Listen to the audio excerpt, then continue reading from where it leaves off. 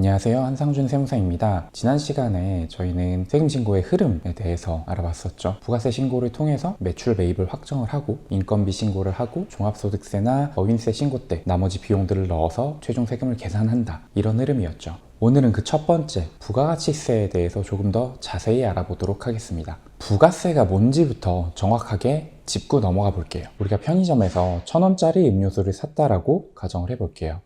이 1,000원 안에는 음료수 값도 들어있지만 세금도 들어있어요. 물건값에 10% 세금이 붙는 건데 이게 부가가치세입니다. 그럼 이 세금을 누가 나라에 내느냐? 소비자들이 세무서에 가서 납부를 하는 게 아니라 이 물건을 판 사업자가 대신 이 세금들을 모아서 납부를 하게 됩니다. 그래서 부가세는요, 사실 사장님들 돈이 아니에요. 소비자한테 받은 세금을 잠깐 보관하고 있다가 나라에 납부하는 거라고 생각하시면 됩니다. 이게 되게 중요한 개념인데 부가세를 납부하실 때 내 돈 나간다라고 생각하시는 분들 많으실 텐데요. 물론 저도 사업을 하는 입장에서 그렇게 느끼는 부분이 이해가 되긴 하지만 엄밀히 말하면 우리는 소비자가 부담한 세금을 잠깐 보관하고 있는 겁니다. 두 번째로는요, 그럼 이 부가세를 어떻게 계산하는지에 대해서 알아볼게요. 부가세 계산은 크게 2단계가 있다고 생각을 하시면 됩니다. 1단계는 매출세액에서 매입세액을 빼는 거예요. 그리고 2단계에서 추가로 공제받을 세액을 빼주거나 아니면 내야 될 가산세가 있으면 가산세를 더해서 최종적인 세금을 확정짓게 됩니다. 하나씩 볼게요. 먼저 1단계